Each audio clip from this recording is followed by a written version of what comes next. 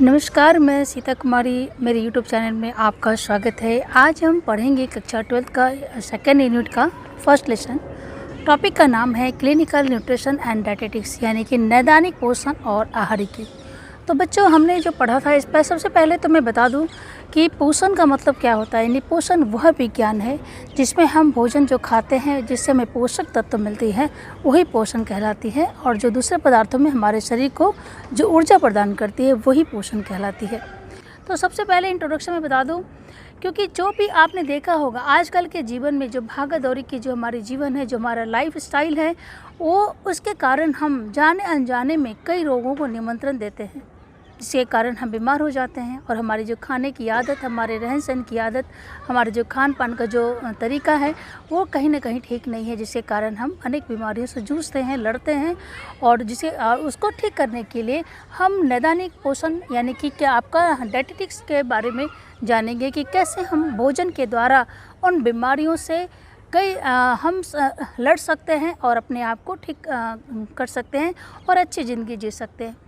जैसे कि आपने देखा होगा डायबिटीज़, हाइपरटेंशन, टाइफाइड, जॉन्डिस, इस प्रकार की अनेक बीमारियां आज तेज़ी से बढ़ती जा रही हैं और जिसके कारण हम जूझते हैं। तो इसका एक इलाज, एक तो डॉक्टर के पास हम जाते हैं, मेडिसिन देते हैं, लेकिन दूसरा हम खाना के द्वारा यानी जो भोजन हम लेते हैं उसमें सुधार लाकर रोगी को कई हद तक उसको हम ठीक कर सकते हैं, उन बीमारियों से उनको लड़ने की ताकत दे सकते हैं, उनमें उसको सक्षम बना सकते हैं और स्वस्थ रह सकते हैं।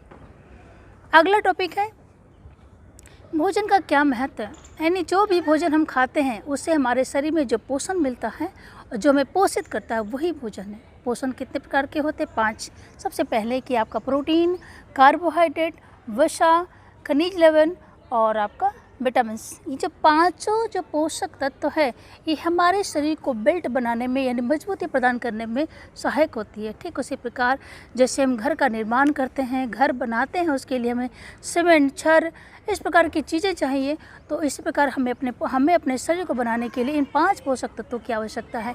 तो हमें अच्छे भोजन, अच्छा स्वास्थ्य और अच्छी हेल्थ के लिए हमें जानकारी होनी चाहिए, अच्छा खाना खाने चाहिए ताकि हम अपने आप को ठीक रख सकते हैं और अपने आप को स्वस्थ रह सकते हैं। तो ये 5 जो पोषक तत्व है ये इससे लंबी बीमारियों को इलाज में हमें राहत मिलती है और इसका जो मेडिसिन के आधार पर भी हम पेशेंट को ठीक कर सकते हैं। लेकिन आपने देखा होगा कि कई बार हम डॉक्टर के पास जाते हैं और डॉक्टर मेडिसिन देते हैं, क्या अगर हम अपने डाइट पर सुधार नहीं करें तो क्या पेशेंट ठीक हो सकता है? जैसे डायबिटीज़ के पेशेंट को आप ले लीजिए, या बीपी के पेशेंट को आप ले लीजिए, या टाइफाइड या HIV, इस प्रकार की कितने बीमारियां हैं जो कि लंबे समय तक चलने वाली ये प्रक्रिया है, ये बीमारी है जो कि एक दिन में ठीक नहीं हो सकता। तो इन बीमारियों को ठीक करने के लिए हमें अपने भोजन, जो खाना हम खाते हैं, जो हमारे डाइट है उस पर हमें कंट्रोल करना पड़ेगा और उस पर ध्यान रख के हमें आगे के जीवन को सर्वाइव करना पड़ेगा ताकि हम स्वस्थ और हेल्दी रह सकें और परिवार भी खुशहाल रह सके। आपने देखा होगा कि अगर परिवार में एक व्यक्ति बीमार होता है तो उसके कारण सभी परिवार के लोग परेशान हो जाते हैं और जितने हमारे कमाई हुए जो धन है वो उसमें खर्च हो जाते हैं। तो क्यों ना हम अपने एक अच्छी डाइट, एक अच्छा हेल्थ पर ध्यान दें और अपने भोजन में सुधार कर उस पेशेंट के साथ साथ पूरे परिवार को भी खुशहाल बना सके। तो अगला टॉपिक आहार्य चिकित्सा यानी कि डाइट थेरापी क्या है।